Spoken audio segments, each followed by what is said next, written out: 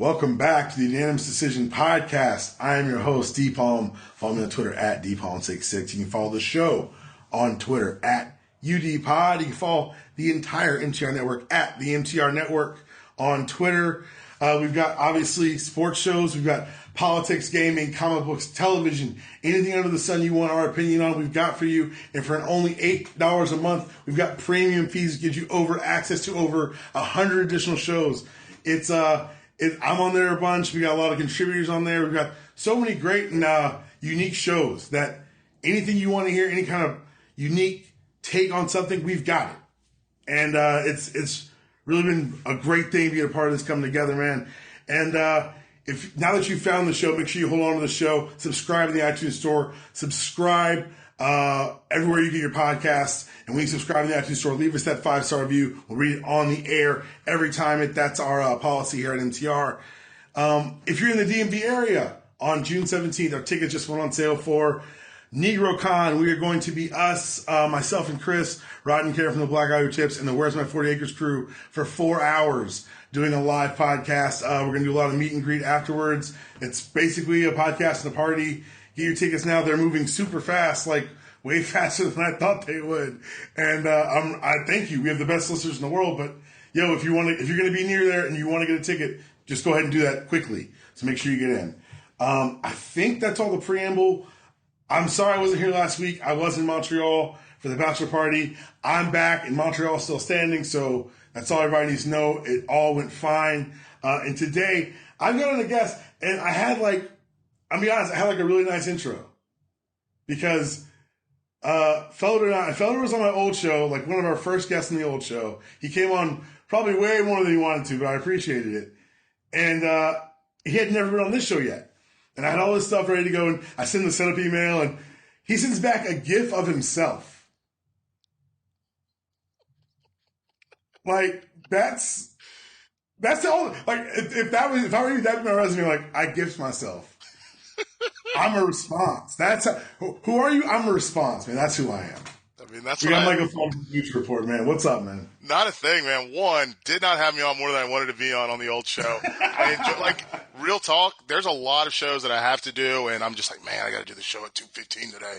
But that was one that I always enjoyed because we had good football talk, exchanged some good stories, so that was fun. Excited to hop on here. Two, I am teaching myself how to edit video, and I've also taught myself how to make GIFs, and so that is a 100% Felder one-man force production. I have not released that to the world yet. I'm waiting for the exact right moment to release Mike Felder hitting them folks self-edited GIF. So honestly, I've saved it. I'm like, I can't use it until I see him use it. I was like, ooh, this is good. I got to save it, though. You've got to be first, but I'm excited for whatever brings that out, to be honest with you. Yeah, I don't know what it's going to be. I just need a great moment, probably a moment where I dunk on somebody, and then that's going to be the next thing. Well, let's talk real quick about what you're doing over the Bleacher Report. So you guys were all over draft coverage, like wall to wall, man. Yeah, it was, I did, I guess, almost 18 hours of live on Facebook Live. We went every pick, every round, 1 to 7, all 253, I believe, this year of them, the compensatory picks. We had a really cool setup the first 2 days, for the first 2 rounds, actually. We did a kind of behind the scenes of how we work on Facebook Live, plus producing content for the Bleacher Report app. So basically, we had Adam Lefkoe, Matt Miller, and Chris Sims on a main stage, and myself and my number one partner of all time, Steven Nelson, on the second stage. And Nelson and I kind of were steering the ship. They did, and we ran all of the videos that we run through our app. We taped those live. We showed that, with the exception of a couple videos, a lot of times we're doing one-take stuff, and did that. But we also had a casual conversation about every pick as they came down the line. I was super pumped because it was the first time that I got to be on set with Chris Sims, and getting to talk football with him has been really fun in the office, and being able to do it on set, I think, really gave people a little bit more insight, a little more perspective into the game. Yeah, I love the way you guys did it because it, obviously I was preoccupied for the weekend, but I would peek my head in and check out the feed for a little bit.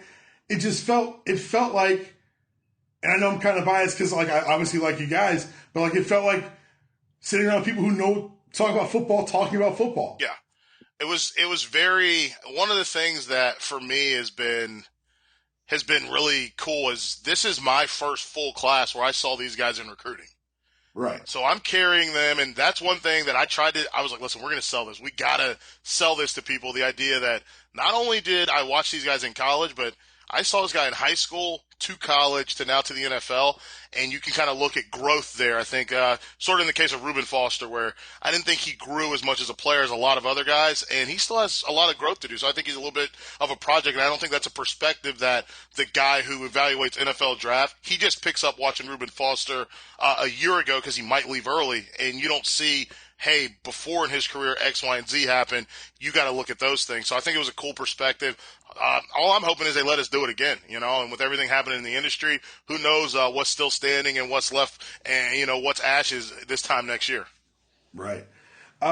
See, I had a whole other question, but now you've steered me this way because I know you and I have talked about it, but it's unique. It's interesting because you talked about the progression of the players in college football, and this is something that I feel very strongly about. The skill set for a coach has gone from teacher, leader, educator. And that's still there, but it's more, can you get the good kids here? Yeah. I think it feels like, noted Reuben Foster, and I ask, and I know we can talk about individual coaches, individual places, but writ large, is the average position coach there because he can bring out the talent that's there, or because he can go in those living rooms and get the kids that you want to have on those lists? I think there's probably four types of coaches. I think there's a position coach who is absolutely phenomenal at his job in every facet. He coaches them up, but he also gets them there. He is a guy that can recruit and he can coach them up. Someone like Brad Long, who I believe is at Florida State right now, one of the best defensive line coaches in college football. He will get your technique right. And he's also going to recruit exceptionally well because he's got a list of guys that he's put in the league between UNC, South Carolina, Florida, and Florida State. And Michigan State. He worked under Saban there. He's put guys in the league. Those guys stay in the league, and he does it because he knows what he's doing. So he does a good job of recruiting. I think there's other guys, and I hate to point the finger at him because I don't know that he's been given the fair shake, but Trooper Taylor, a guy that is – I'm not going to say he's loud, rah, but he's an expert in recruiting. His recruiting ability far outpaces some of the stuff that he does as I believe, wide receiver coach now. I think he's also coached running backs in the past. But his ability to recruit is, bar none, the reason why you put this guy on staff, because he will get kids excited about coming to play football for you. And then when he gets there, he's going to coach them up, but not to the same level that we see a guy. We see some underdeveloped prospects coming out from him. I think there's other guys that don't want to recruit at all. And I don't have a name off the top of my head, but there are guys that don't want to recruit at all. All they want to do is coach, and I respect that. But those guys should probably be in the NFL. Yeah, it's a different job. And then the fourth guy is the head coach's friend, who really doesn't do anything, but he needs a job, and they got a slot for him, and let's put him in there. So he's the weakest link in any coaching staff. Yeah, and I think that's interesting because I think you nailed it with the four different types of coaches. It also gets weird when you start to extrapolate. One of these four types of coaches is somebody's top short list for next head coaching job. Yeah. And that head coaching gig is so different from position coach because you are a CEO. Yep. And the worst part is I think we see a lot of the recruiting guy become that guy. Mm-hmm. We see an good coach offensively become that guy. But we see it so rare, defensive guys becoming the hot name, the guy that you push. And I know that there's a lot of defensive guys out there that are just absolutely frustrated. But the same goes for running backs and wide receivers coaches who often don't get a shake at being an offensive coordinator to get to the next step. Right. Well, see, every time I talk to you, we talk about something that it's like in the back of my head, but I have no one I can really discuss it with. Yep. And the coaching thing has just been because the more and more you watch it, obviously the recycling of positions in people, but it's just interesting to see who gets chances and who doesn't on every level. Yeah, I think it sucks, man. Seeing guys that I know can coach. Was it Corey Redmond, who's the defensive backs coach at LSU, one of the best defensive backs coaches in the country? Why is he not somebody's defensive coordinator right now on his way to being a head coach? Part of it is because LSU is going to keep paying him a ton of money to try and keep him there. And the other part is they're like, maybe he's just recruiting, even though we act like LSU's DBs aren't tight on point every single year because they learn technique, which I would rather take an LSU defensive back than an Alabama defensive back every single day of the week, because they're, with the exception of Mark Barron, in the last almost decade, what has Nick Saban done in ways of defensive backs that are ready to play at the next level and that really make some big plays for you and contribute? Yeah, you're right, because they're great. I'm not saying they're scheme defensive. It's a lot of scheme there, but the small things, the little things about the position, it's historically been coached better at LSU. Coached better at LSU. It's coached better at Florida for sure. I think for a while it was coached better at South Carolina, which is why DJ Swearinger is probably going to be a starting safety this year in the league. I think it's better taught a lot of different places, and for people to ignore that because of the brand name, I think is absolutely ridiculous. Couldn't agree more. Let's talk about some crazy stuff that happened during the draft. So I think you do this for a living, and there was a while where this was part of my doing it for a living, was watching and being prepared for and doing the draft. This is the first year in recent memory, and you could have been wrong, but it really felt, I know you were kind of on the other end of the camera, but your contemporaries, a lot of it felt overproduced, and I don't think I'm alone in saying that. It felt like it was the draft, the television show. Yeah. Well, I think that, in college football, not so much, which I think is part of the reason for it, the way it feels that way to a lot of college football fans specifically, is because college football isn't nearly as much the television show that the NFL is. The NFL is, right. Look at the reality. The NFL is the same as any Quentin Tarantino movie that they end up showing on Spike Network or whatever, where they trim some stuff out, but they make it fit into that 3-hour window. You make it fit into that 3-hour time window from 1 to 4 from 4 to 7, and then from 8 until 11 or 8:30 until 11:30, whatever it is for Sunday Night Football.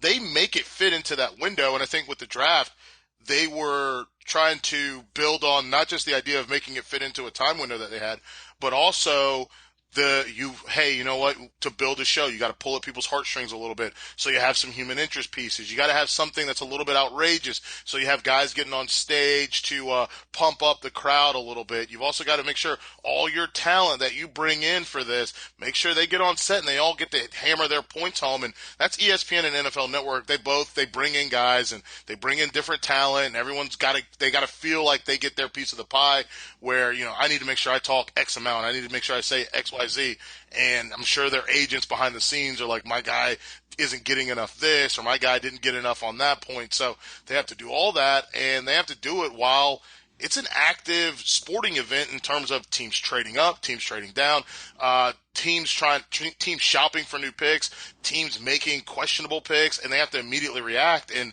at the core of it, I think that they probably only got a handful of people ready to capably react immediately. And right. In order to make all the talent that they bring in, because they have 10 guys there, if you're ESPN, two different sets, and same thing on NFL Network, basically, to get all those people to be able to say something, because I don't think everyone's prepared. I don't think that current players are prepared. I don't think guys who just retired are prepared. I don't think guys that just decided I'm going to give this a shot are prepared. I don't think that, and I say this as someone that prepares for the draft. I know how much work it is, and I don't think people are doing that work. So I don't think everyone's prepared. So I think part of the reason why they spend X amount of time on picks and spend more time going backwards to things is so that other people can get a chance to get caught up. And I think they are helping out some of the talent they have to get a chance to catch up to real time, because as the picture evolves, you've got to be able to handle that. And I think they let the people that can do the heavy lifting early handle that, and then you push it out to everybody else after they've discussed it. They've had somebody pull some numbers for them or whatever it is. So I think that adds into how it's produced, because as you go backwards, you get to reset, and that feels very studio-y, where you get to reset, and I'm going to talk about this point, I'm going to talk about that point, I'm going to talk about that point. Okay, now we're done with that. Let's move on to the next thing. And they're playing catch-up with the actual picks coming off the board, where we're a little bit behind, but we had to go back to hit on this because everyone wasn't ready to do it on the fly. No, I think you're right. I think that even the most ardent draft experts, people who've done this for a career, this year were taken aback by what the hell happened in Chicago. Yeah, that was like 2/3 in the fourth to move up one spot for a quarterback who I don't evaluate quarterbacks. I never have. I watched some film. I don't feel great about Mitch Trubisky as a mortgage the future move up guy. I don't either. I think they gave up. They could have. The worst part is they could have just got him where they were. He was there. They drafted at 3. They moved up to 2. Literally, I mean, we question, is John Lynch ready to be a GM? Should he be a scout first? Should he work, as an assistant GM? Should he do this? He played them so hard, like DJ Khaled gift, congratulations, you played.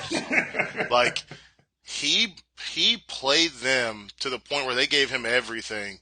They pulled their pants down and said, let's have at it. And he did it no problem. So it's one of those things where it just was amazing to me to see how it all played out.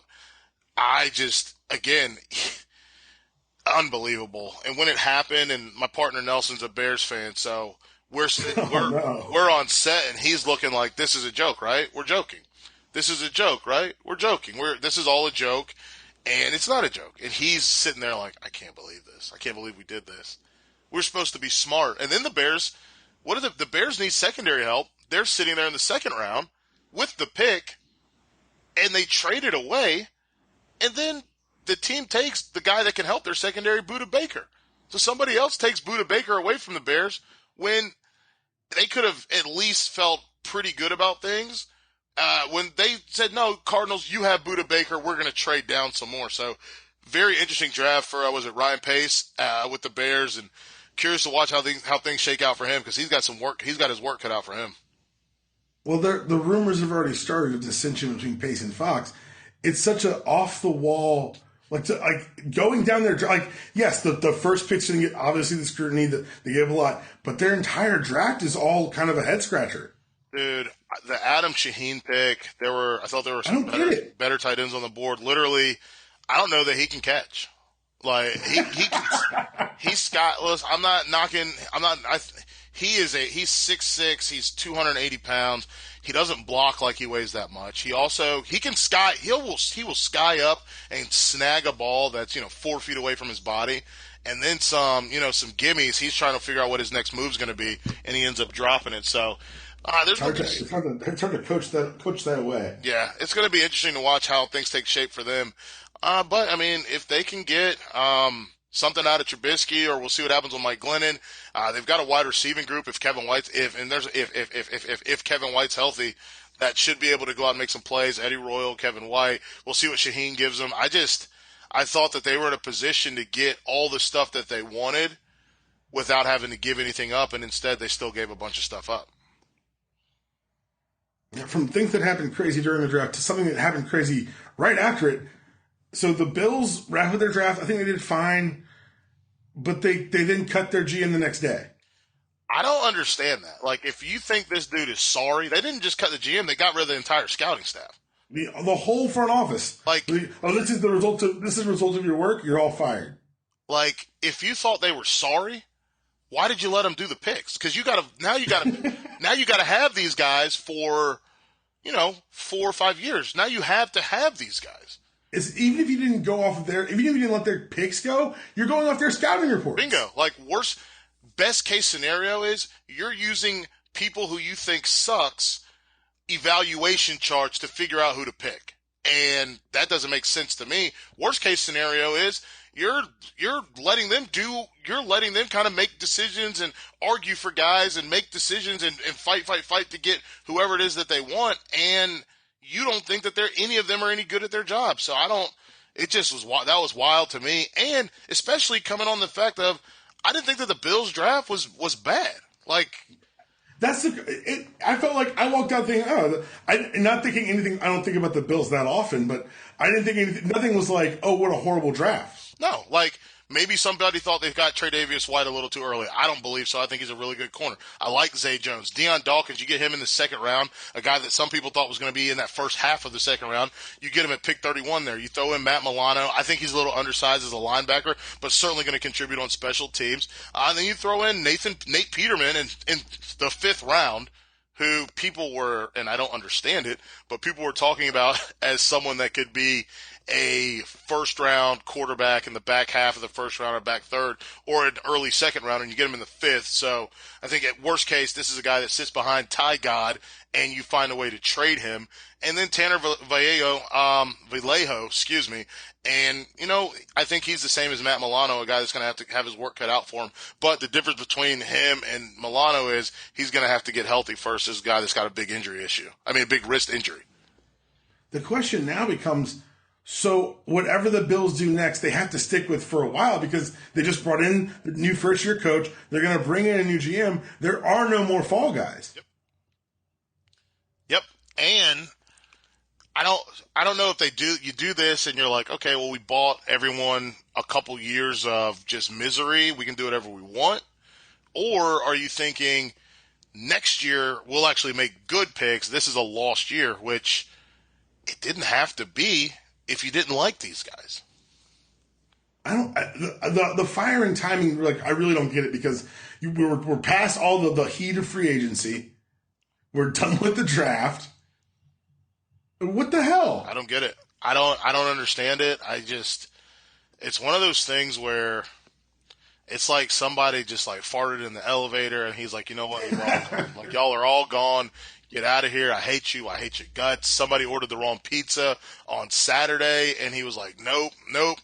Your whole team, you're out of here. I know things were cool on Wednesday, but now it's Thursday, Friday, and I'm tired of you. You guys are gone. Crazy. Wow. Well, let's go from something we don't like and we don't understand to something we don't like, but do understand what's happening down in Baton Rouge, LSU. For those who don't know, the Alton Sterling case, when it first occurred, it was a point of there was a reaction from LSU players. You had Leonard Fournette speaking out about it. You had a lot of the players coming out and saying things. And now that the federal government decided they're not going to charge the officers, LSU said that, released a statement to their players that if you're going to protest, don't wear LSU gear while doing it. Essentially saying, we're cool with making money off your back, but hey, don't risk the money. Right? Yeah, this is one of those things, and I think that LSU is unique because it is I think LSU, Auburn, Alabama, maybe Georgia, although I'm a little skeptical of Georgia. I think LSU, Alabama, and Auburn are probably the only three places where you would have such a dialed-in dynamic. Those kids are from there. I think LSU is small enough. I think Louisiana is a small enough state that whether you're from the top or the bottom, you guys are all from basically 2.5 hours, 3 hours apart. Right. And LSU is a big enough school in terms of name that they're full headlines. That's why I didn't say Ole Miss or Mississippi State because they're not. I don't feel they're a big enough brand name. There's no second school in the state. Exactly, and with Georgia, I think that for Georgia they have enough kids from Florida and they're from so spread out across that state that it's not. I don't know that it's nearly. It was the biggest downside of Rick's expansion of recruiting. Yeah. And was that the backyard got unlooked at sometimes. Absolutely. And so I think those places are unique in terms of Alabama, Auburn, and Louisiana. But I think Louisiana even more so, LSU even more so because of how compact that state is and how many kids from there that they have on that roster. Right. And keep in mind, every time you see a kid from Houston, from Galveston, from right there, that kid's from Louisiana. Yeah. He's displaced. His family's probably displaced by Katrina, but he's from Louisiana, and he's coming back home. So I think that that's unique in this situation because those kids, and I don't want to say run the streets with anything negative associated.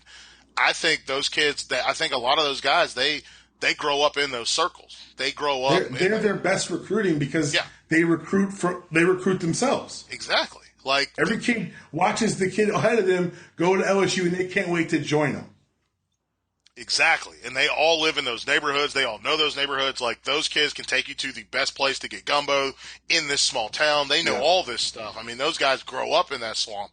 And so when something happens there, it hits them probably closer to home than a kid at USC when something happens in a part of LA that he doesn't know anything about. It hits closer to home than someplace in the middle of nowhere, Texas, than a kid that goes to Texas and Austin that he's from Texas, but he's not from that part of Texas. So I think it hits these guys closer to home.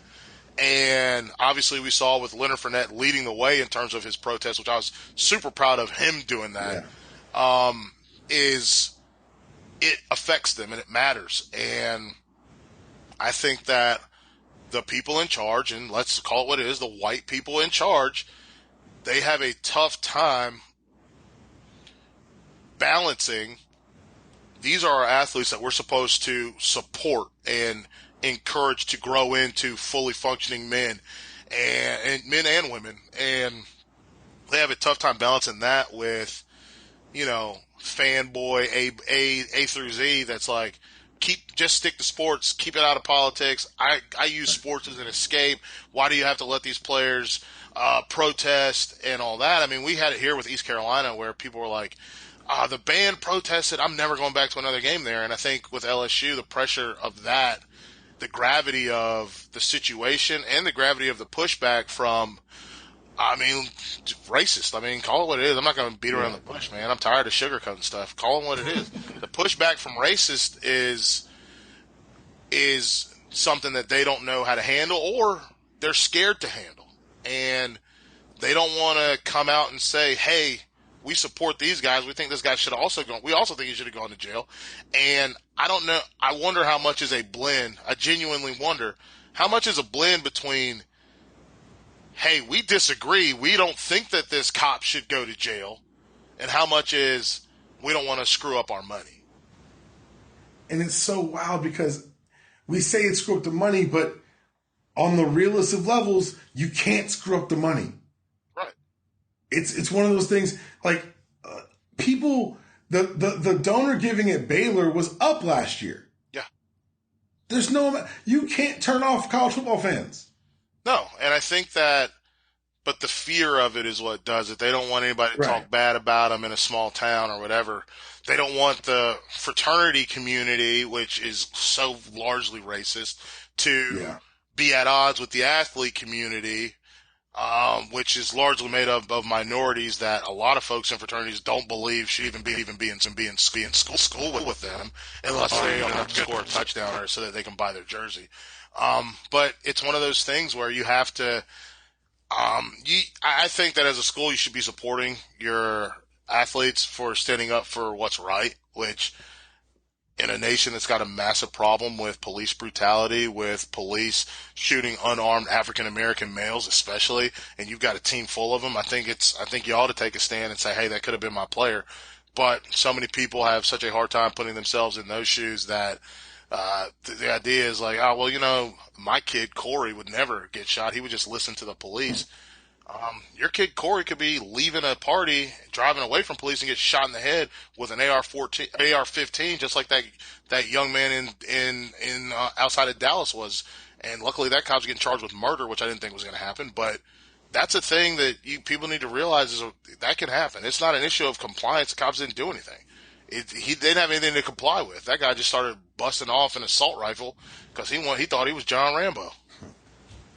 You're right, and it's so wild because we talk about the larger issues and the reason that, and that's the thing is that's one of like the diversionary tactics to talk about the reasons why these kids would want to protest, but say don't protest by wearing our shit. Like they're unpaid workers, but you've got to follow our company's code of conduct. Right, and it says a lot about we don't want to be associated with this fight. We don't want to be a part of this. Keep us out of this. When they spend so much time, and you know this because you played, they spend so much time saying you're a representative of the university. Yeah. No matter what you do, you're always representing that university. So think twice about it. I think these guys have thought way more than twice about what's happening when it comes to wanting to protest. Mm-hmm. And if you think that by them not wearing your gear, that would absolve LSU of backlash if these guys are spotted at a protest, I think they're completely wrong about that. And the real thing is they don't want any pictures of LSU gear at the protest. So that's what it is. Yeah. Well, guess what? Pay them some money so they can buy some other clothes. Here are all these free clothes. I'm gonna go exercise my civil rights. Yeah, those free clothes, you can't wear them. Hold on now. Don't wear those. It's and the way Trump's going, they might not get no Pell Grants. Yo, I can't with that dude. Yeah, I know. Yeah. That was a jab I had to know you take did, because I was but just it reading took me to about a it. place. All right, let's talk about something. Let's talk about something that makes you super happy and that I need to get back into because apparently football is not the sport that's going to ever bring me joy. No, That's what I'm learning about my life. People are like, why do you like pro wrestling? I'm like, because pro wrestling is designed to make me happy. You're supposed to be smiling at the end. Football, have you seen these new T-shirts where it's just it's the score at the beginning of the fourth of the Super Bowl? Oh, no. People just wearing them, man.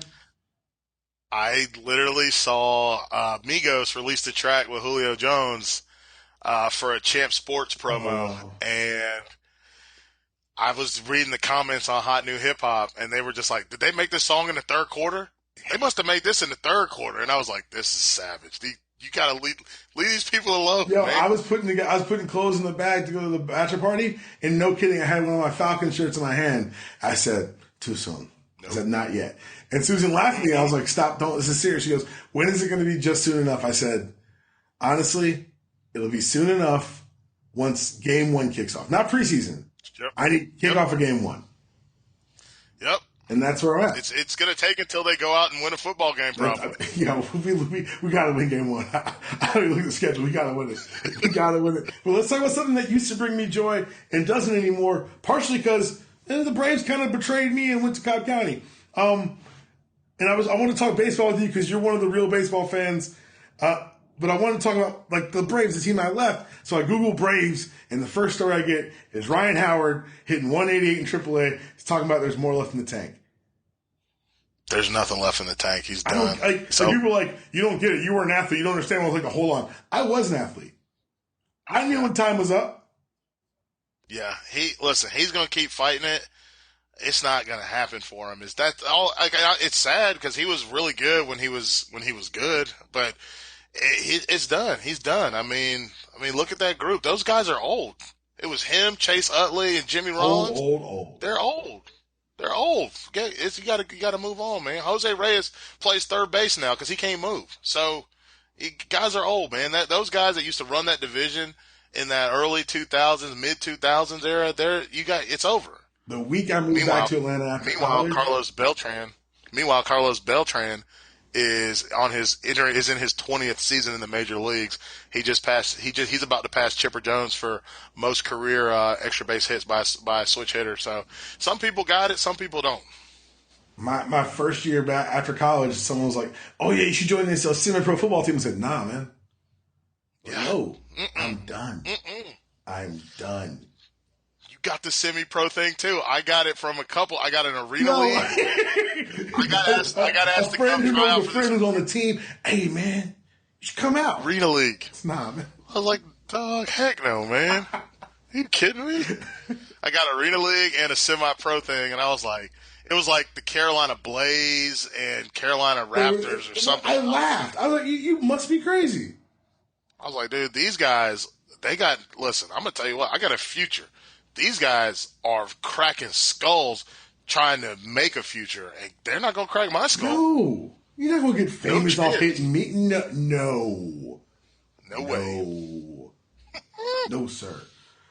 So I did want to ask you, man, can you sell, because I was born in Houston, I got ties, can you sell me on the Stros this year?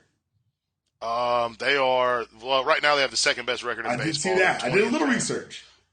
They're 20-10. They're right behind the Nationals. By the way, the one thing I don't like about having Time Warner, now Spectrum Cable, is I cannot watch the Nationals play, which really bothers me and bums me out because I like them. But the Astros, okay, they've got some of the best young pitchers in the game. Lance McCullers, awesome. Dallas Keuchel, he is awesome. They've got a couple of the best young players, although Altuve is a middle-aged player now. Jose Altuve, 5'7", playing second base, and he swings a monster stick. They got Carlos Correa playing shortstop. He is awesome. And then you throw in Alex Bregman. He went to LSU. He can hit the ball a mile. He's a great third baseman. So the infield is set. At first base, they go between Gurriel and Marwin Gonzalez. Both of those guys are solid additions to the mix. They have Evan Gattis and Brian McCann on the team. Wait, what? So you should know those players. Wait. First of all, I'm not a big Brian McCann guy, but Evan Gattis I remember. Yeah, Paul Bunyan Yeah, out there man. with the no gloves swinging the stick. Yeah, he's the designated hitter sometimes, and sometimes is the issue here because we have Gaddis, McCann, we have and Carlos Beltran, who I mentioned. Carlos Beltran back for his second stint with the Astros. 13 years between stints playing for the Astros, 2004 to 2017, but he's back with the Astros. He doesn't play outfield nearly as much anymore. He also DHs for them. Gaddis plays some first base for him. And then Marwin Gonzalez also does a little work in the outfield. They got Jason Reddick, who is a really good outfielder. And then they got the crown jewel, George Springer. Springer, one of the leaders in major leagues in home runs. Every time he swings the bat, it looks like he is trying to hit it deep. Every single time he swings the bat. So, I mean, I'm going to be honest with you. If you want a team that's fun to watch, they're young, they're exciting, they really enjoy playing, and they really like playing with each other because the reality is, for this roster, there's a bunch of guys that were on this roster when the Astros were losing like 100 games a year. Right. I'm going to be honest, when I was doing my research for this, the thing that threw me off the most was the fact that I'm going to have to convert to be an AL fan. I got to accept the DH now in my life. Here's the thing. For people that don't know this, I'm a humongous Astros fan, despite having grown up in North Carolina. The reason I'm an Astros fan, my dad was stationed in Alamogordo, New Mexico at Holloman Air Force Base when I was a little kid. And the one thing that I held true as a little kid, this is pre-Diamondbacks, pre-Rockies. This is Astros and Rangers are the two closest teams to where I grow up, the two teams that I can watch if there's baseball on television, with the exception of obviously the Cubs and the Braves on WGN and TBS. So those are my local teams that I get a chance to watch.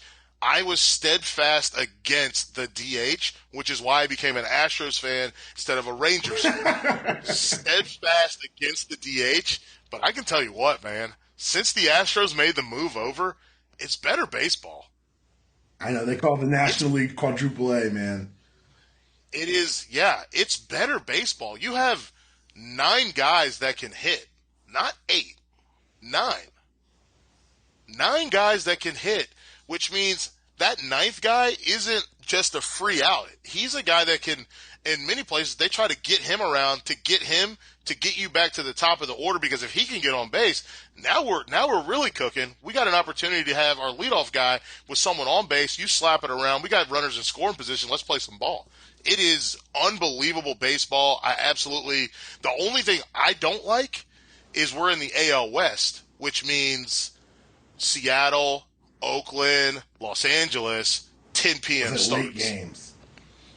Real late. Like last night, my wife's a Tigers fan, and I'm obviously an Astros fan.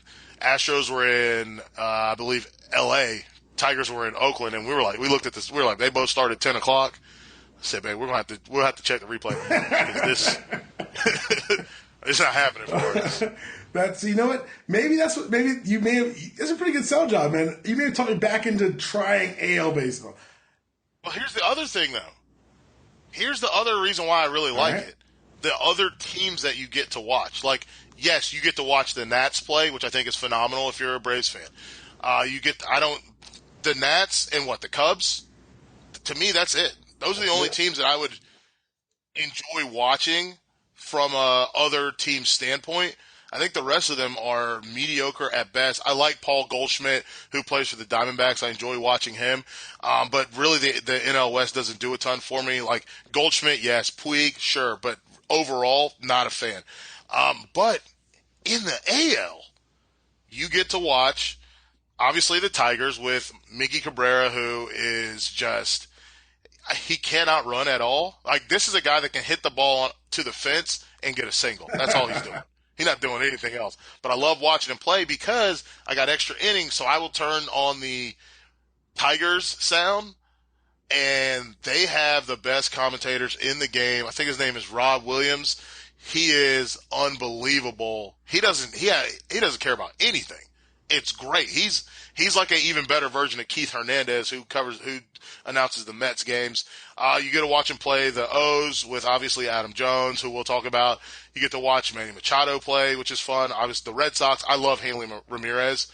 and watching him play is fantastic.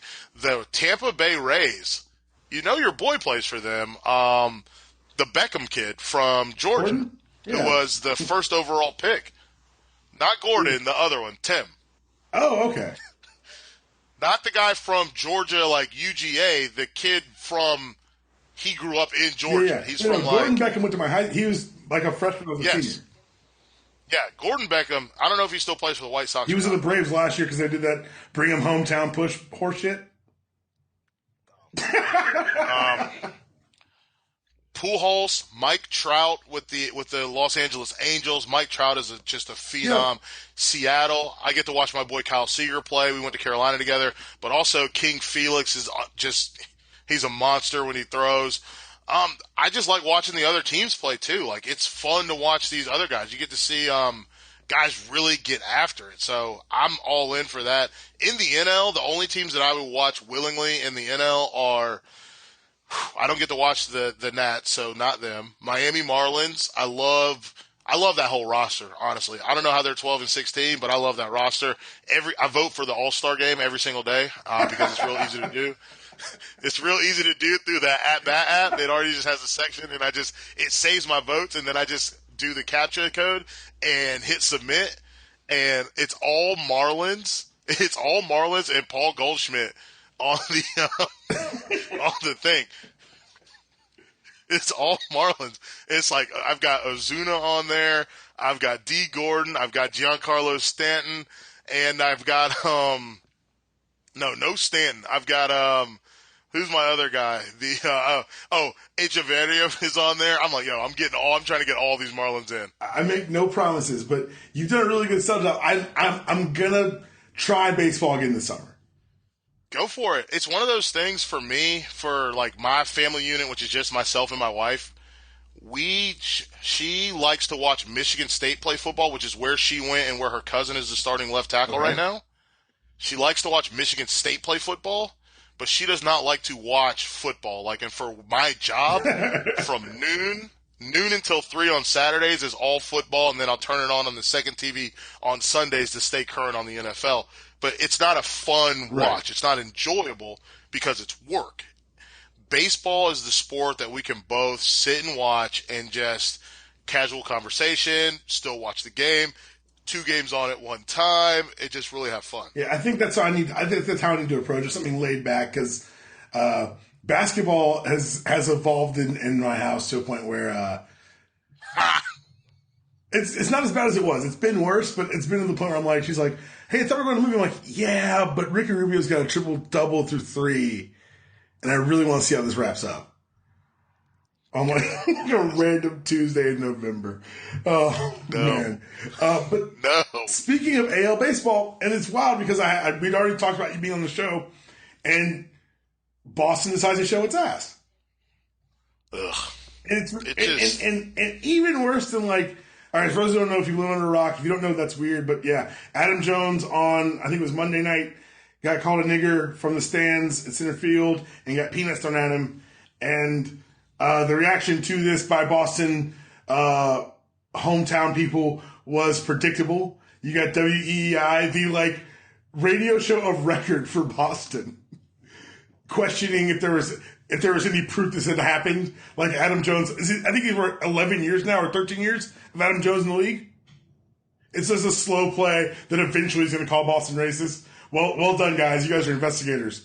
Then it's been the wildest thing because everyone's playing the we're not racist game, as opposed to saying like, hey man, maybe we should address like the racism that happened. Because the next night they banned another fan in the stands who was, I think he called the woman singing the national anthem a nigger.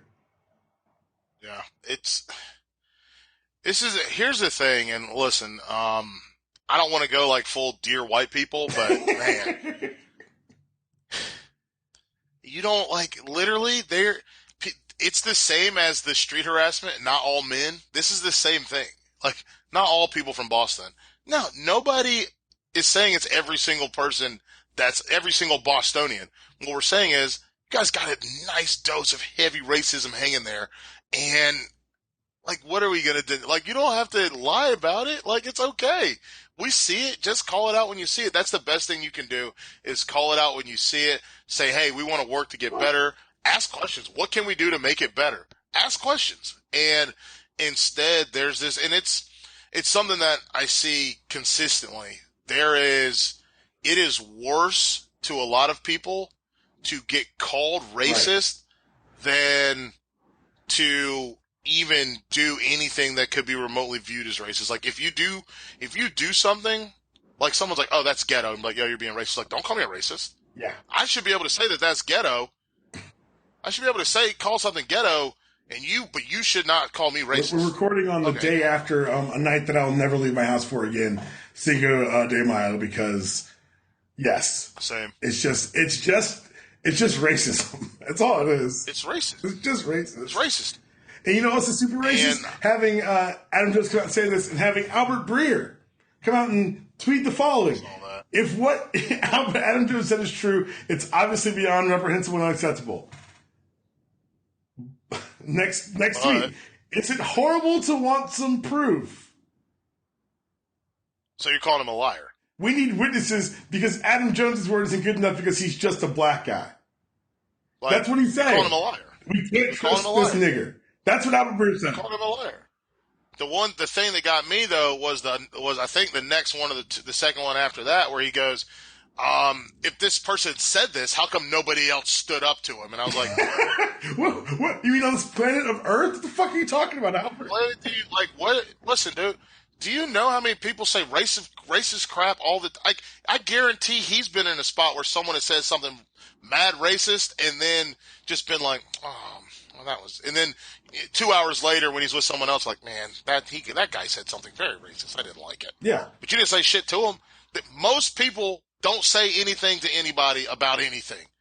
Most people are terrified of confrontation. And in this specific case, where whiteness is concerned, most white people are very comfortable with hearing something racist, something offensive, and glossing over it. That's how they go to Thanksgiving every day with their racist ass uncle. That's how they go to, that's how they spend time with people that would be like, you shouldn't be dating outside of your race. That's how they spend time with people that talk bad about Latinos. That's how they spend time with those people because they just gloss over it. They don't think that it's that's how a lot of things happen in this country because they don't view that. They view that as he just said something that's out of date or, he was angry. No one takes X, Y, it seriously. Right. It's not serious to them because it doesn't matter. Right. And and let's be real clear right now. Every city in America is racist. Boston's super fucking racist. Sure. Right. And I think that honestly, to me, I think every city is racist. I think that's evidenced by segregation and then resegregation, especially in places across the South. You know it from Atlanta. I know it from Charlotte. I mean, I'm literally trying to battle a school system that somehow Charlotte is like almost 60% white, but there's only 30% white kids in public school. How did that happen? And those 30% go to like 5 different schools. So come on now. It's one of those things where the racism is real. I think that if people spent as much time trying to fix racism as they spent denying that it exists, we'd be in a lot better spot. Like, don't try to tell me what I experienced doesn't happen to me. Like, I view it like a high jump. Like, people want you to jump. You got to clear this bar before I'll believe that something is racist. Because up until that bar, I think you're just being super sensitive. Or do you have proof? Or how do you know that he was doing it because of race when it's the last thing on these people's minds when it's the most obvious answer so many times. And even when it's the most obvious answer, we've conditioned ourselves to not want it to be that. Absolutely. You start to make excuses for other shit in your head. Like, even the shit, like the reason we're having New York Con is because Awesome Con, after we filled up our live show 2 years in a row, they said there wasn't a space for us. But smaller shows and smaller networks were getting spaces to do their own shows. It was bullshit. And in my head, I'm like, maybe it's this, maybe it's that. And Chris and I sat down and did the numbers, and I was like, oh, this is just racist. Yeah. That's all it is. It's but I think it's this fear that colored faces in spaces like that will create a conversation that it's uncomfortable for them, Right. that they don't want to have because, and this is something that I've found just in this industry and working with people is in the sports industry is they don't want to have that conversation with themselves because, there's a lot of folks that just never look in the mirror. If you don't have to look in the mirror, then you're good to go every day. You sleep well at night. If it doesn't directly affect you, it's easy to not have to want to even think about having to analyze that aspect of yourself. Yeah, and it's a thing that people have brainwashed not just themselves, but then they work to brainwash other people into it. There's a lady, a woman reporter who legitimately was like, I don't know why people always talk about sexism in this industry.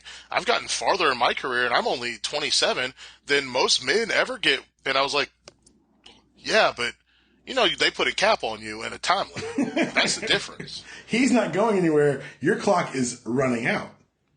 Right. Like they put a cap on you and you get a time limit. Once your clock's up, you're done. Versus, hey, he can transition to be a play-by-play guy. He can be an analyst.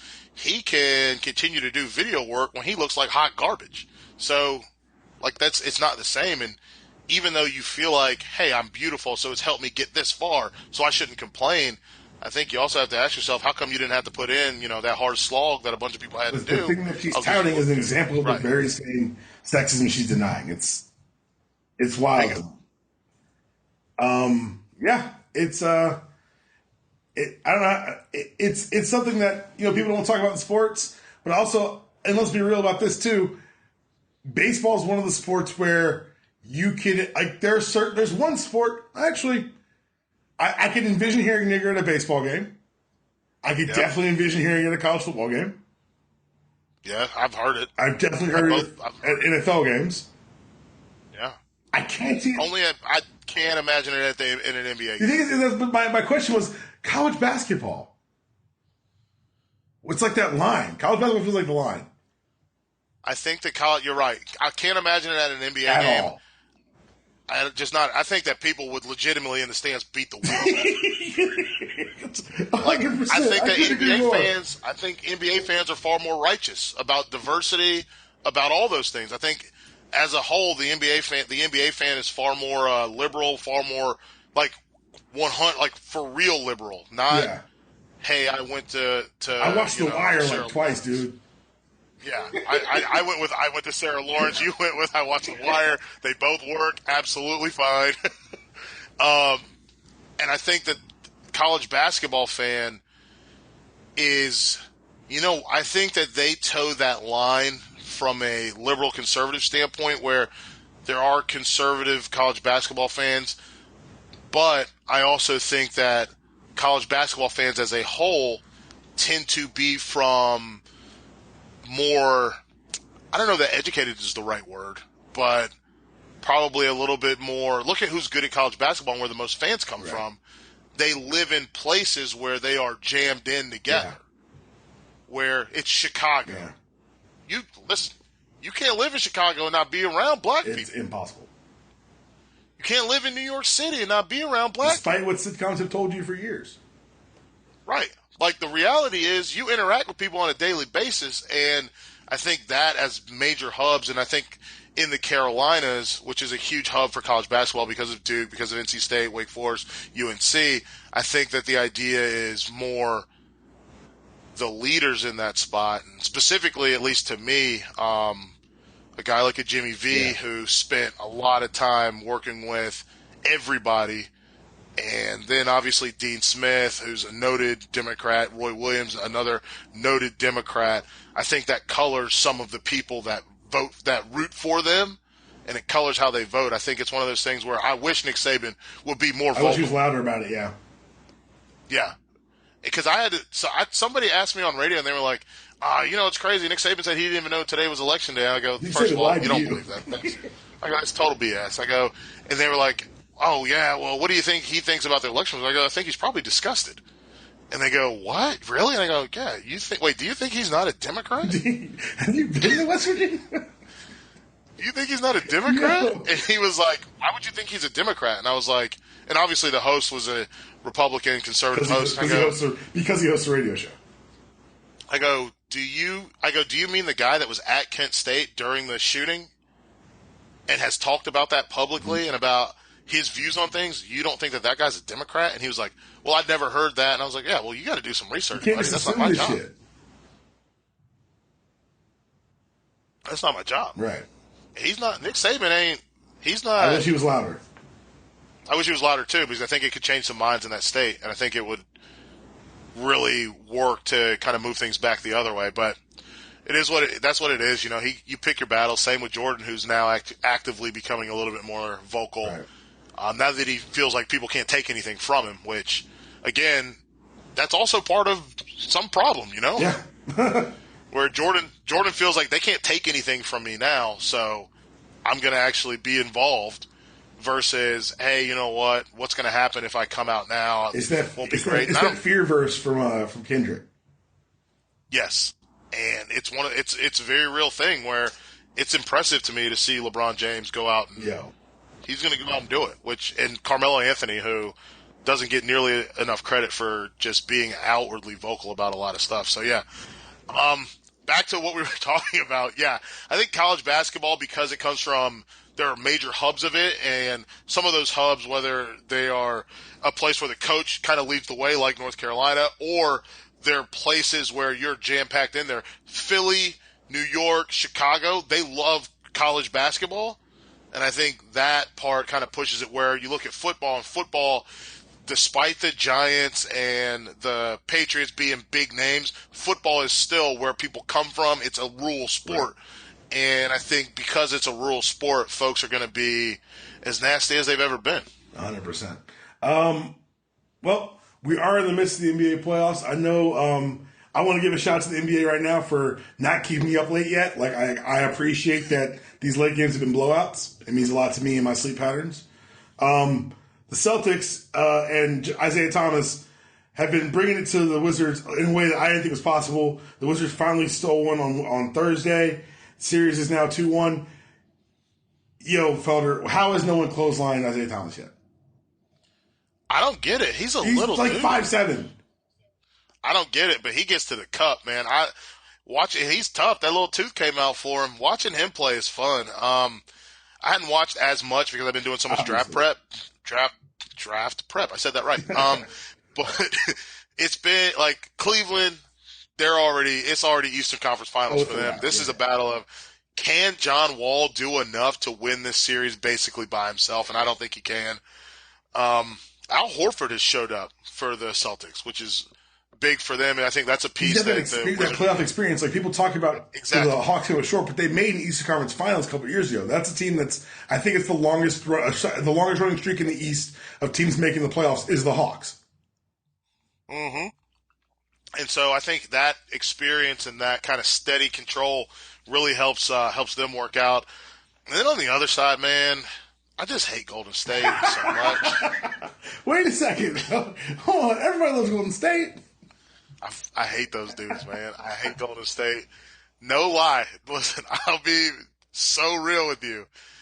I was in Seattle last year for the opening event when it was the Thunder were playing the Golden State Warriors. Right. And Bleacher Report, our original company, is based out of San Francisco, so we got a lot of Warriors fans.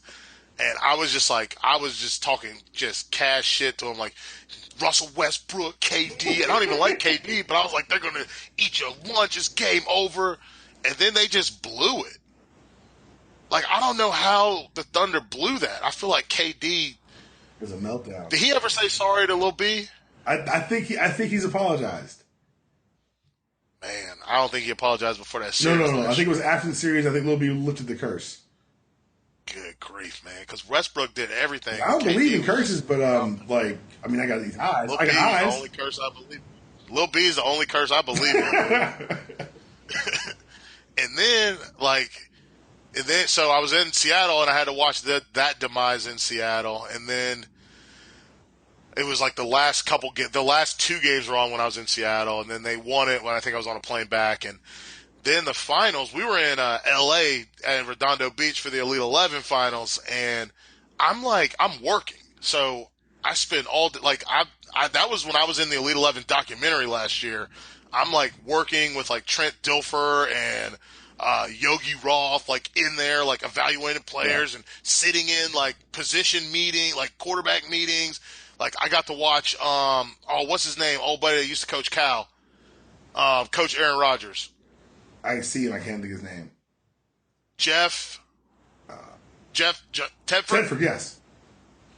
Watching Tedford explain defenses to these high school kids, and I see it from a defensive standpoint, but listening to the way an offense explains it, it's so killer, dude. Like, I know how the defense is supposed to look from a defensive standpoint, but Tedford's like, and here's the thing. When you run this stick in here, don't worry about this because this safety's an idiot.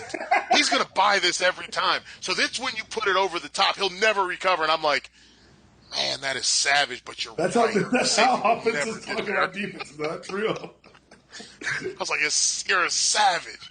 But you're right. The safety would see that first, and he would never get back over the top. That'd be a touchdown. I hate this. It is breaking your TV heart to hear that shit.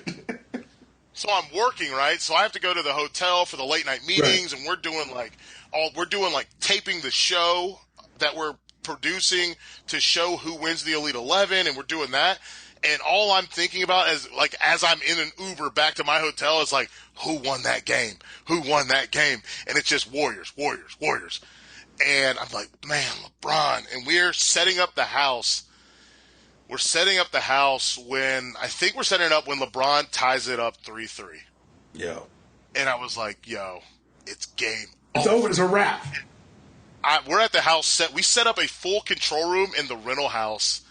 And I'm just like, it's over. And I'm looking at everyone from the San Francisco office just like cutting the throat, like, you can't handle the truth.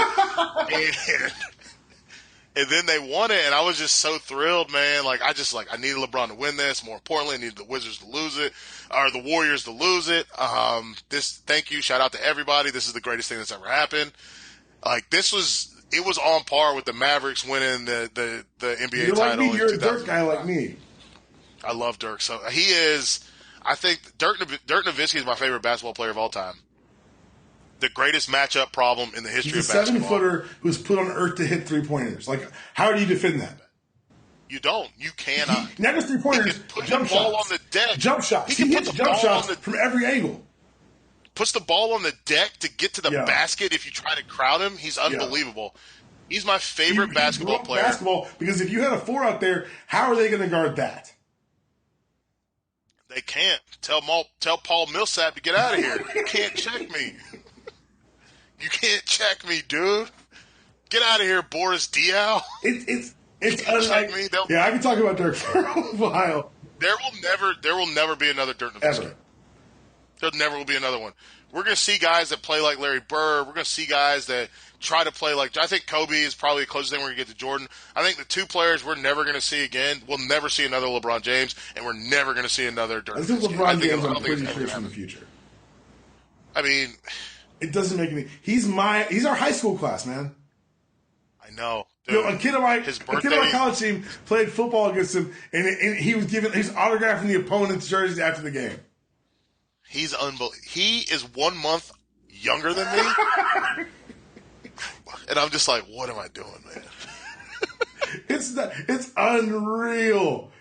It's so crazy. So, unbelievable. I love LeBron, but I don't think we'll see another Dirk. I don't think we're going to see another LeBron. I just think it's too crazy freaky for that to ever happen again. Like, Kevin Durant is very close to Dirk. He's a close Dirk, but he's too light. Close.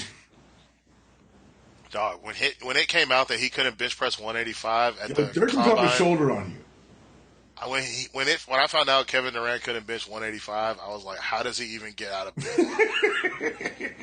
What happens if he has to sleep on the floor? He can't even get up. Somehow we up. It's game over for this guy.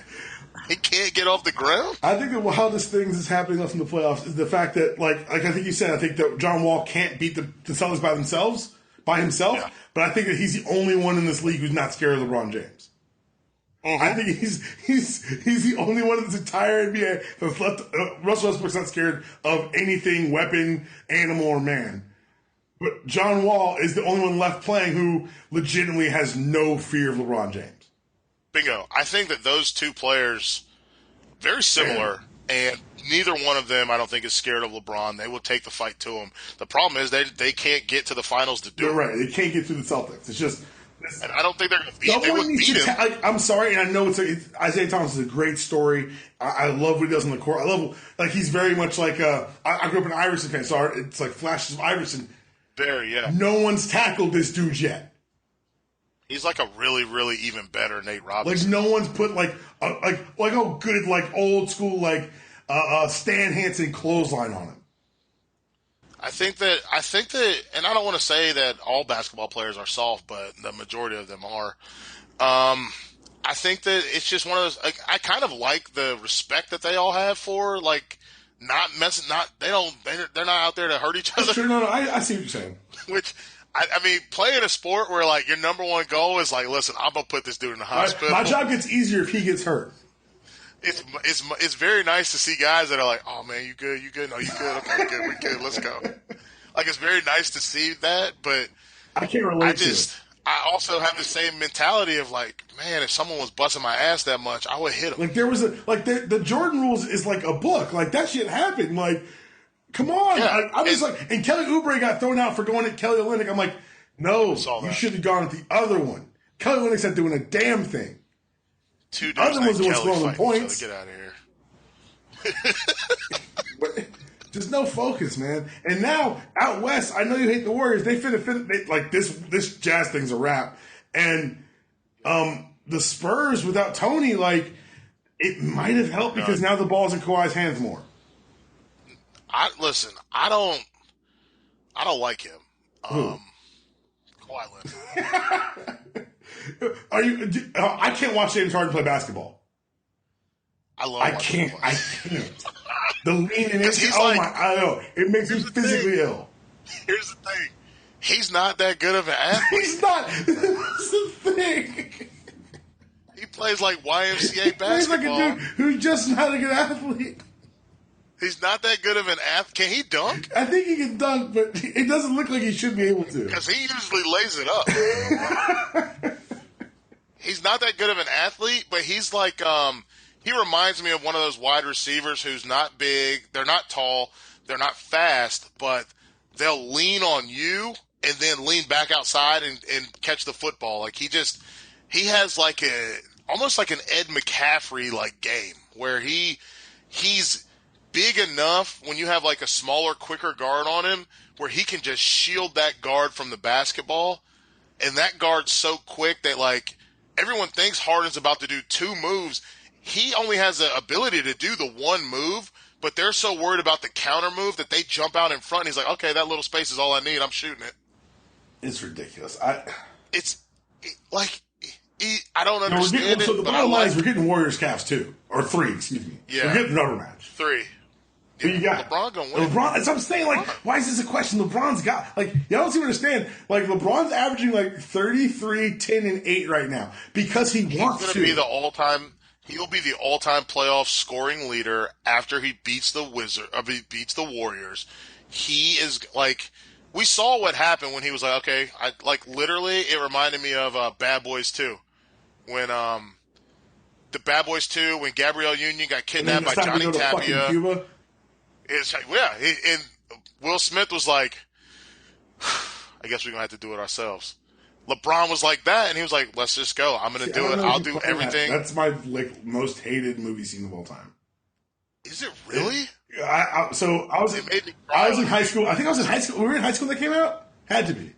Yes, we were, because I had it on DVD in college. And one of my boys saw it before me. He said, "You're gonna like it until about the last 20 minutes." I go, "What are you talking about?" Of course, and that scene happened. I said, "Wait a second." So now, I'll accept a lot of shit. Invading Cuba. Dude, give me some manufactured emotions. We're gonna invade Cuba. That could happen. That could happen in real and life. You got these SEALs we're in. What? We don't even know you. Yeah. They weren't SEALs, okay? They were ex-Delta Force. Come on, get it right. I love that movie. I'll watch it. Lord Soul. Lord Soul. I can't stand you. Before we get out of here, I love that movie. Let's talk about much. America's fifth major sport, the challenge. Oh, your challenge. You take it way back. I thought it was very funny when you see here. No. I'm not. I can't claim to take it as way back because I stopped watching. We all have gaps. Hold on. We've all told ourselves that lie where you're like, I'm too old to watch this shit. We've all told ourselves that lie. My wife got me back in. My wife was like, she kept watching it when I was like, I'd be doing other stuff, or I'd have the other television on something else, and she'd be watching it, and I just was like, yeah, you know what? We're gonna watch this. This is really good. Like, I stopped watching it when they still had like Cyrus was still one of the people that they I was out for the Kenny and Evan years. I missed all those years. Okay. See, I missed that. I was watching some Cyrus where, he was not in shape, and then I picked it up. I think I picked it up a little after CT was clearly a certified monster. CT was having HGH flown to the island. But here's the difference. The challenge used to just be like a thing nobody did as like their career. So you had what was that girl's name? She was she was a black lady. She was a little chunky. Was Anissa. Anissa? Yeah. And then she could never be on the show ever again. She is on. Oh no, she's not. I thought she was next season. She is currently a waitress in a strip club in Philadelphia. Wow, that's okay. Well, hey, everybody got to do what you got to do to get that paper. Yes. But what I'm saying is not like the way that she looks, but the stuff they ask you to do. It's just different. Yeah, like this has to be your job. What do you do? I do CrossFit and the challenge. And I work the circuit where we just go and host parties everywhere and get paid for that. Bingo. Like, it's crazy. These people are yoked up think about when Jenna started being on it was the first time I really was watching. The first one I remember vividly, she had to drink that grease or whatever it was, and she just kept throwing up. But look at the way that her body has completely changed to be able to do these challenges. Before our eyes. Yeah, and it's been amazing. Like, that's what they have now. This is a sport. This is, like you said, this is another major sport, and it's unbelievable. So, without getting too far into it, this season's been, in my eyes, an abject travesty because I think we're looking at Nelson getting a win, which casts a pall over the entire franchise. Yeah, if Nelson wins, you got to put an asterisk on him. One, he can't count. I'm sorry. I was going to talk about that next, but these boys can't count. He can't count. But the thing is, he's still smarter than Corey. So stupid, man. At least he could look at, Nelson looked and recognized the pattern and rolled with the pattern. Corey couldn't see the pattern. He literally asked them, how did you get 27 triangles?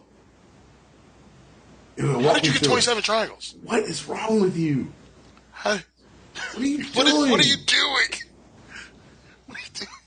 I think that it was a shame that Darrell. The fact that they had to bring two of the rookies and only one champ made me sick. Yeah, because it should have been CT, Darrell, Camilla, should have been Laurel, and was it Cara Maria? It should have been those four versus just, honestly, I don't even know. I guess, what is her name? Ashley or Amber? Ashley. Is this Corey's third final?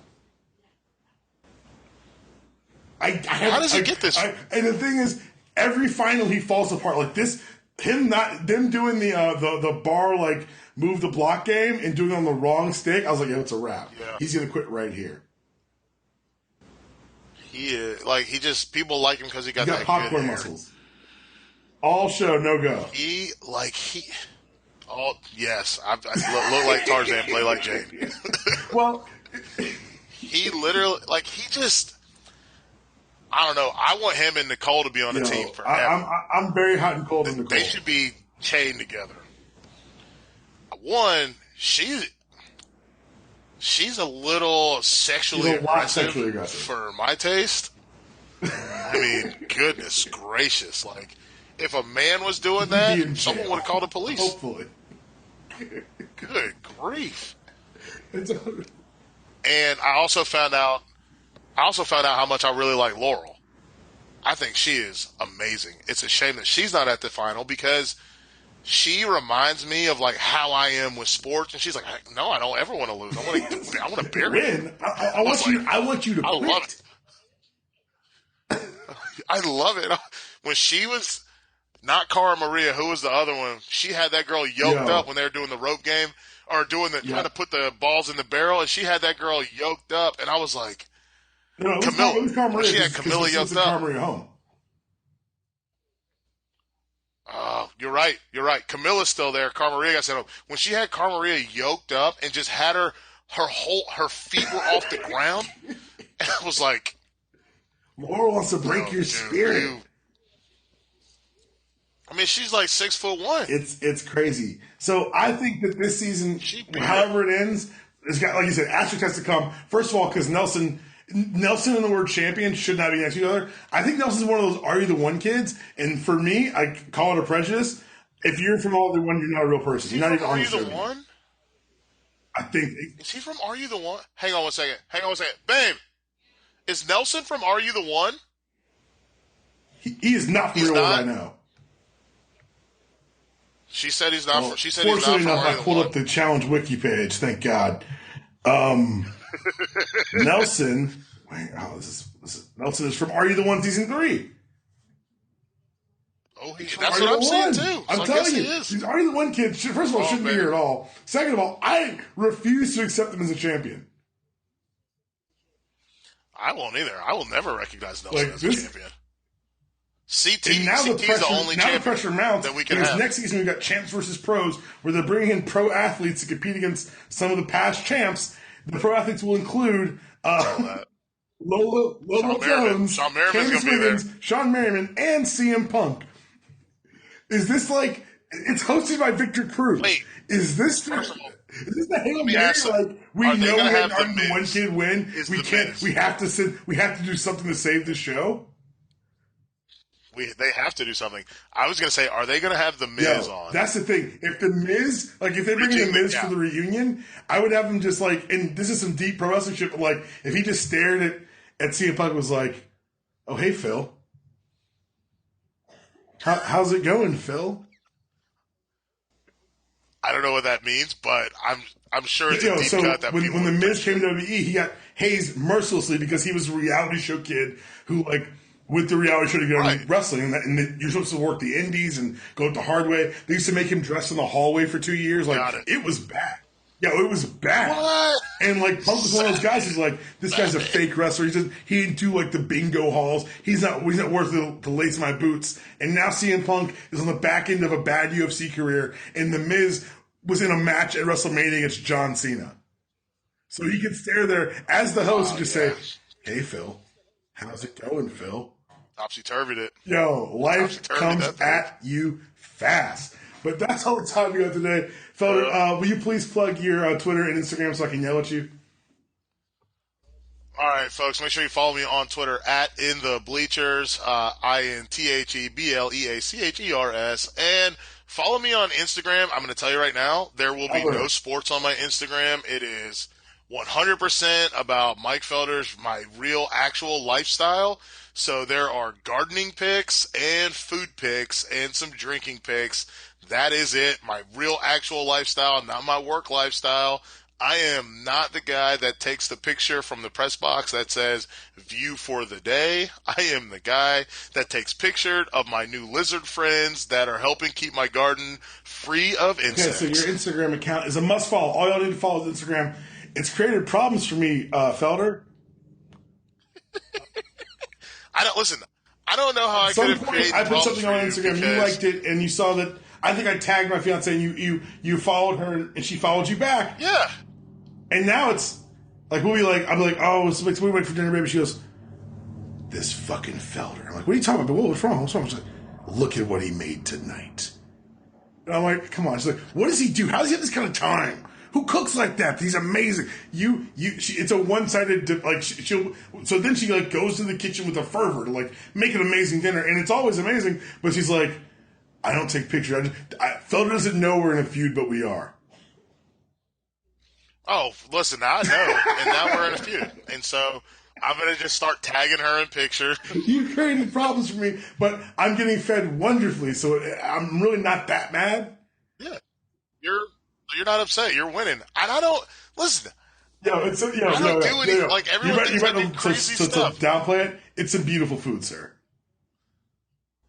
Right, but everyone thinks I'm spending like insane, crazy time on stuff. Like I don't usually start dinner until my wife gets home around like 4:30, and I usually don't even, like, I have to stop myself because I don't want we don't want to eat until like 6:30 or 7 o'clock. So I'm like, let me just take a break. The only time that I cook for a long time or something takes me a long time is if I'm like doing, braising something that's going to take a couple hours, or I'm making bread, and bread is, that's a thing that you don't have to do anything for most of it. It's just waiting, just sitting, watching it do its own thing. Your dismissal of how hard you work is going to make her madder. You know that, right?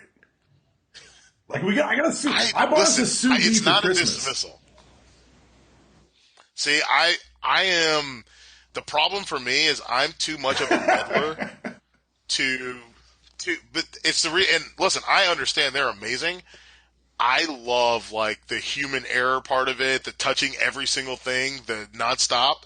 So that's why I can't go sous vide. That's why I don't do the pellet wood smokers. I like my dumpy little smoker that I close the door with a coat hanger and like. I'll tell you what, the sous vide, we get shrimp with the sous vide a couple times. It's one of the best things I've ever had. No, I don't doubt it. I know that they're amazing. That's just why they're super popular at high-end restaurants. I just am so, what am I going to do now? Now that I put this in there, now what am I going to do?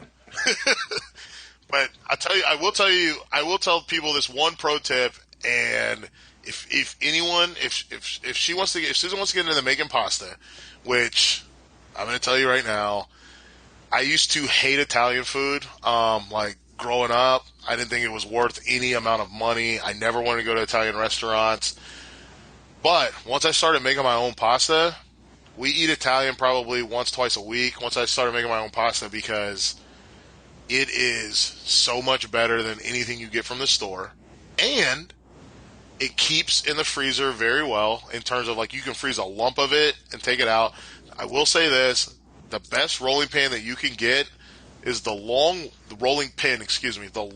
wood one that's all one size. Don't mess around with the thing with the rotating handles.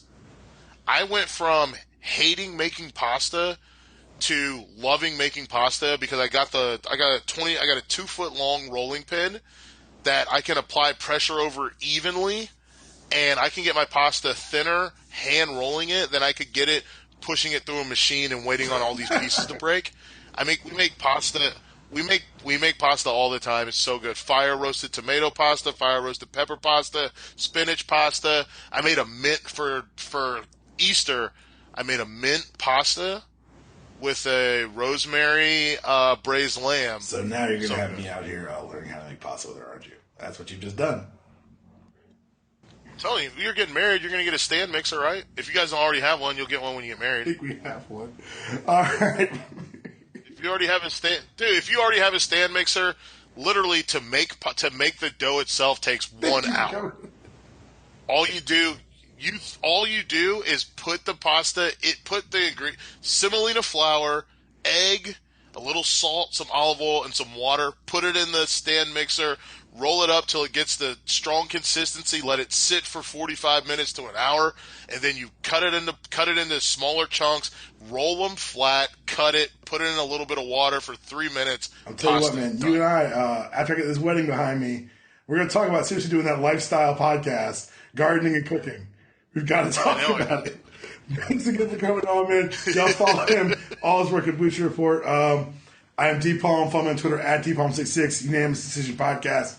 The site relaunch should be live by the time you hear this, so you got the new logos, all the cool stuff there. If you're in the DMV area, make sure you follow us on social media for the link to NegroCon. Not that many tickets left. It's moving pretty quickly. They went on sale Friday at noon, and we've already got over 50% sold. Get your tickets now. It comes with one free drink. You get 4 hours of podcasts and meet and greet and drinking with hosts and fellow fans. It'll be a good night on June 17th in D.C. RFD is where we're doing it. Email the show at Unanimous Decision Podcast at gmail.com. Leave 5-star reviews on iTunes. And make sure you subscribe. That was our show. This is your outro. See you guys next week.